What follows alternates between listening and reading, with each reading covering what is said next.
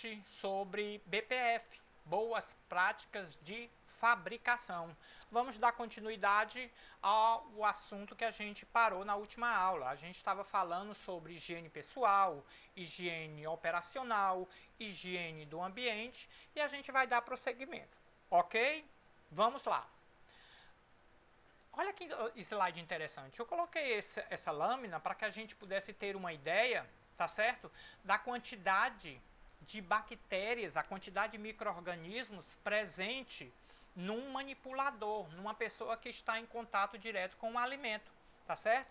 Então, se nós observarmos aí, a quantidade de bactérias presente no couro cabeludo, presente no intestino, onde a gente tem a presença lá de coliformes fecais, né? Escherichia coli, a famosa E. coli, tá por lá, tá certo? Então, para você ter uma ideia, inclusive nos pelos, como eu falei na aula anterior, nos pelos nós também, né, na nossa pele, nós também temos uma quantidade significativa de bactérias, de micro-organismos. Por esse motivo, todo o cuidado com essa higiene pessoal, tá certo? Então, um dos principais vetores, né? Um dos principais vetores nesse processo de contaminação são as nossas mãos, não é isso? Então essas mãos elas devem ser lavadas periodicamente. Não esqueçam disso. Quando elas devem ser lavadas? Sempre, sempre. Depois de usar o banheiro, depois de tocar em alimentos diferenciados, quando você mudar de uma atividade. Eu estava, por exemplo, cortando um alimento, ou eu estava no processo de abrir uma massa para a produção de pizza e depois eu fui indicada para fazer o recheio. Eu preciso fazer o uso, lavar as mãos novamente, né? Depois que eu tocar os cabelos, tocar o rosto, né?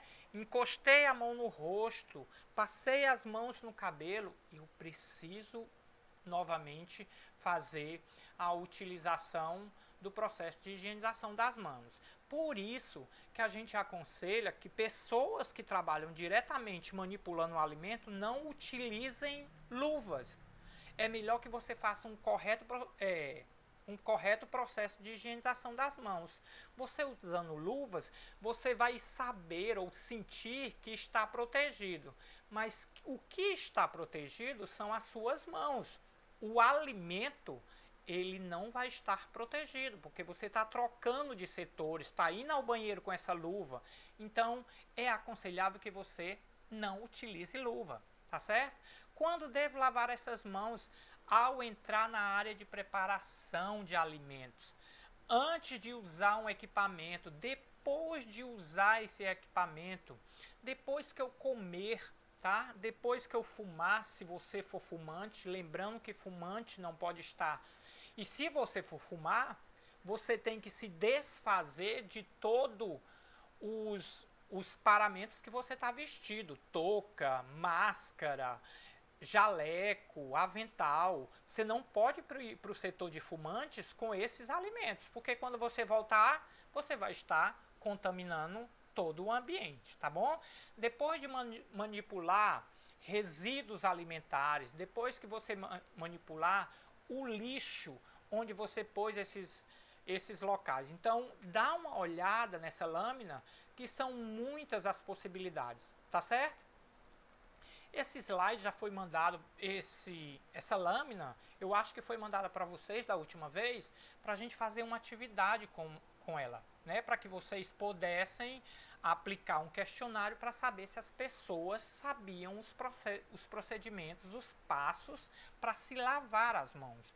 Hoje em dia, isso está tão difundido que a gente só deve, digamos assim, agradecer, né, pelo fato de realmente as pessoas estarem praticando esses passos para a lavagem correta das mãos. Lembrando que enxugue essas mãos sempre com papel toalha, ok? Se for com uma toalha, que seja com uma toalha limpa e que seja trocada regularmente, ok? E aí, como eu tinha falado anteriormente sobre a aliança, mais uma vez, lá vem aqui o uso de joias, né? O uso de adornos, uso de perfume, tá certo? Você imagina você trabalhando com alimentos, você sendo um atendente de uma churrascaria ou de ou um garçom, e você colocando um perfume muito forte, né? Quando você for deixar esse alimento à mesa de um cliente, esse odor ele vai atrapalhar, inclusive, o sentido do olfato com relação ao alimento. Então, não, inclusive, isso deve ser levado em consideração, tá certo? Então, o uso de loção após barbas e perfume por parte de manipuladores não é permitido. A palavra certa é não é permitido. Aqui não estou falando de não é recomendado. Está dizendo que não é permitido, tá certo? Pode ser facilmente transferido para os alimentos a serem tocados, principalmente aqueles alimentos que têm uma possibilidade de absorção de compostos voláteis. Sabem do que eu estou falando, não é isso? São possíveis armadilhas de sujeira, onde as partículas de alimentos e a poeira podem se acumular e disseminar bactérias prejudiciais à saúde. Estamos falando de quê? De anel, de brinco, de cordão, relógio, chave. Tudo bem? Então, essa parte deu para entender direitinho, não é isso, galera? Vou continuar. Vamos ter aí também, né, preocupações com a qualidade da água, tá certo? Esta água, ela precisa ser uma água potável. Lembrem-se, é necessário inspecionar essa água. Ai, mas a minha empresa não tem um laboratório que faça essa inspeção. Existem empresas especializadas nesse processo de inspecionar ou inspecionar a qualidade da água. Você pode fazer ou contratar essa empresa para que ela faça a possíveis análises da potabilidade da sua água. Tem que ser uma água de fonte segura, tá certo? Você precisa fazer análises dessa água semestralmente, do cloro que está presente nela, tá certo? Da dureza da água. Lembra lá, ela pode ser uma água mole, uma água dura. Lembra disso? Né? A gente precisa fazer, por exemplo, também análises de águas que estão acondicionadas em cisternas, em caixas d'água e tudo mais. Tá certo? Então lembrem-se sempre disso, né? Limpezas de cisternas, caixas de águas, tubulações. Nós temos aí nesse slide, tá certo? Nessa lâmina, temos 2 exemplos de caixa d'água. Então, essa nossa caixa d'água, que está mais acinzentada, ela é uma água que não favorece a segurança e a qualidade para o seu alimento, né? Ela não é uma água potável. Então, inclusive, esses ambientes precisam serem verificados. Tudo bem? Outro setor também, tá certo, são a higiene das superfícies, né? Os processos sanitários legais. A gente precisa fazer limpeza, né? De equipamentos, de utensílios, tá certo? De maquinários. Isso deve ser um processo regular, um processo rotineiro, né? Equipamentos e utensílio para sua limpeza precisam ser desmontáveis para facilitar esse processo de limpeza, né? De preferência de aço inoxidáveis ou materiais que não absorvam cheiro, não absorvam cor, tá certo? Não conferir odor e sabor ao sabor do produto. Ou seja, o próprio equipamento também não pode estar contaminando o alimento. Devem ser limpos e desinfectados sempre que necessário. Necessário quando? Quando for trocar de produto, quando terminar o expediente, quando iniciar o expediente, quando esse equipamento estiver muito tempo guardado. Tudo bem? Então, lembrando que se você vai trocar de produtos, pode acontecer aí uma contaminação cruzada. Então esses equipamentos precisam estar em bom estado de conservação. Para isso, precisam de POPs, que a gente vai explicar lá na frente, procedimentos operacionais padrões de manutenção de equipamentos. Tudo bem? Prevenção de contaminação cruzada, acabei de citar, né? Separação física de produtos acabados de produto cru. Porque lembra, se um produto está pronto, depois que ele é contaminado por um produto cru, ele não tem mais como você descontaminar esse produto. Se for principalmente um alimento cozido, né? Você fez um purê e contaminou esse purê de batata com uma batata crua, como é que você vai descontaminar esse alimento? Tá certo? Então, muito cuidado, né? Higiene, controle de acesso de pessoas em áreas de produto acabado. Só nessa área? Não. Em toda a área de produto. Ou seja, se seu alimento está passando por um processo, né, uma cadeia de processo, só pessoas autorizadas precisam estar nesse ambiente. Você pode evitar essas contaminações através de cartazes educativos, tá certo?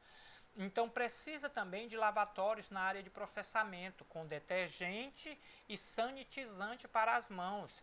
Precisa fazer análises dos seus produtos prontos para saber se eles estão contaminados ou não. Então você retira uma parte desse lote para fazer análise de qualidade do seu produto, certo? Identificar e solucionar falhas, treinar os seus funcionários. Tudo bem? Esse é uma lâmina interessante, que a gente tem aqui dados de alimentos mais contaminados no Brasil, tá certo? Então, se nós observarmos aí, temos alimentos, né, mistos com um alto percentual. Nós temos aí também ovo cru. Esses dias eu mandei uma pesquisa para vocês sobre ovos, tá certo? Espero que tenham respondido, né? Então, ovo cru, ele realmente é um grande contaminante. Deem uma olhada que é bem interessante. Esses alimentos mais contaminados no país, tá certo? E ainda falando sobre outros setores da BPF, ok? Então aí a gente tem o setor de armazenamentos de insumos. Lembra o que são insumos? Fazem parte do processo de produção de um alimento. Então nós temos a matéria-prima principal e temos os insumos, né? Então todos esses setores, eles precisam passar por um processo de cuidado, de segurança e qualidade alimentar, né? Matérias-primas, produtos acabados, material de embalagem, de limpeza e produtos tóxicos devem ser separados em locais específicos. Vamos lá. Matéria-prima num canto, produto final no outro local e produtos químicos ou produtos de limpeza no outro local. Embalagens vazias no outro ambiente, tá certo? Isso para facilitar a vida, né, e a vida desse processo, desse alimento. Lembrando também que tem alguns detalhes aí, né, como vocês podem ver aí, né? Insumos armazenados devem manter a distância de no mínimo 45 centímetros da parede. Então são regras, como a gente disse, né? O que são BPFs? É um conjunto de regras, de normas. Então são regras que devem ser obedecidas para garantir a segurança e a qualidade desse alimento. Tudo bem? Temos também sobre controle integrado de pragas e vetores, né?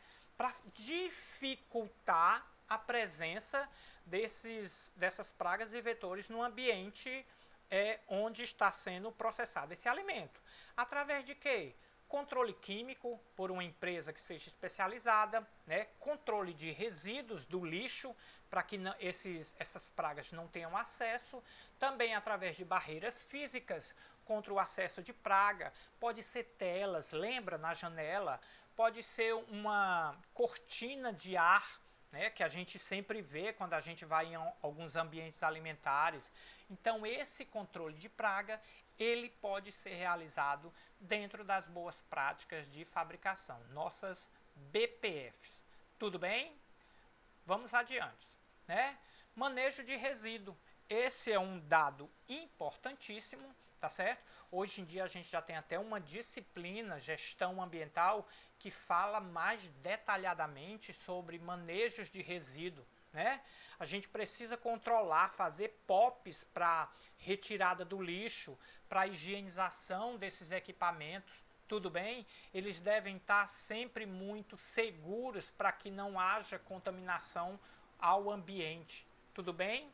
A gente tem que levar em consideração também os compostos químicos. Para isso a gente precisa conhecer sobre rotulagem, tá certo? Sobre a manutenção desses compostos químicos, né? Conhecimento sobre sanitizante, sobre detergente, tá certo? Então precisamos estar atento à simbologia desses compostos químicos. Isso foi feito, foi ensinado na aula de segurança do trabalho, tá certo? Lembrando que essas pessoas precisam estar passando por treinamentos, tá certo? Para que possam estar sempre se atualizando das novidades que estão entrando no mercado, tá certo? Aqui nós temos um exemplo de gerenciamento de resíduo, tá certo? Aqui é tratamento de resíduos de laticínio, para que vocês possam dar uma olhada. Isso é muito comum nas indústrias de laticínio, tá certo? E aí a gente tem também sobre um assunto muito delicado nas boas práticas de fabricação, é sobre embalagem, tá certo? Essas embalagens elas têm que ser embalagens isentas de toxicidade, tá certo?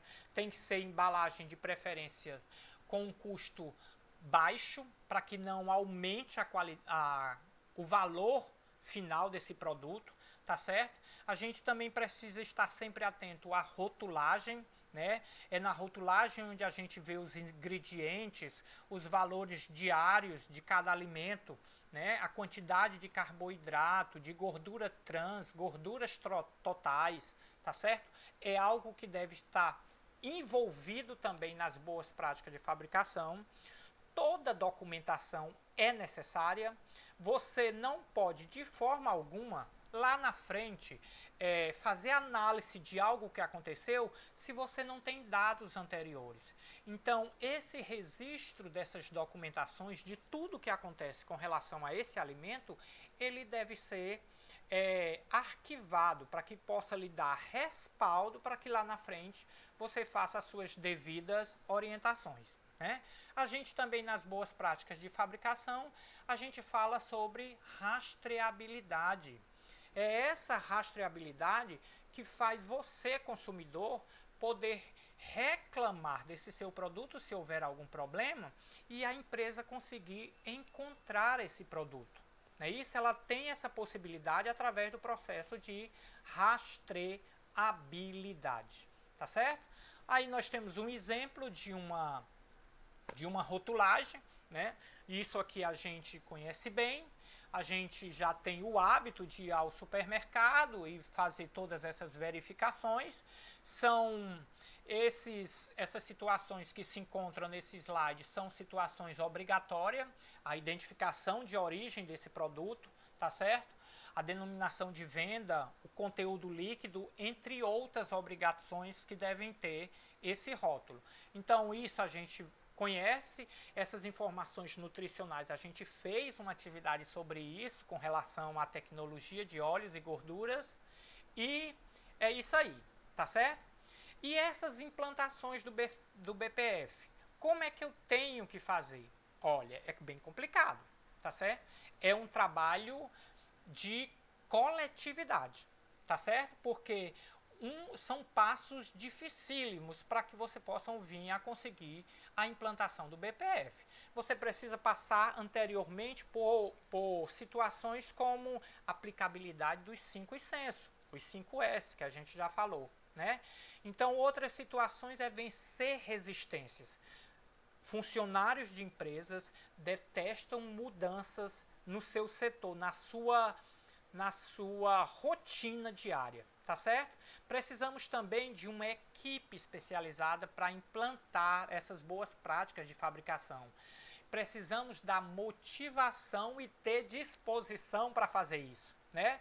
E o mais importante, onde entra aí um custo, né? Que precisamos de recursos humanos, ou seja, precisamos de pessoas e precisamos de material para a implantação dessas BPFs, tá certo?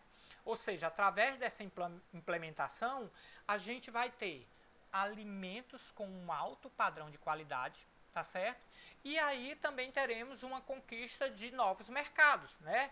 Teremos um alto grau de competitividade, inclusive podemos aí alçar, né? Tentar alcançar, conseguir certificações internacionais em relação a alimentos. Tudo bem? Gente, por hoje é só. Acabou a nossa aula de boas práticas de fabricação.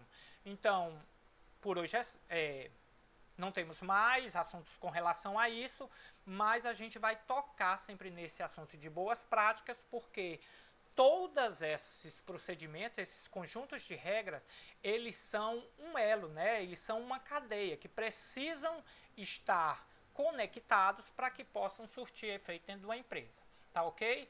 Um cheiro para todos e tchauzinho!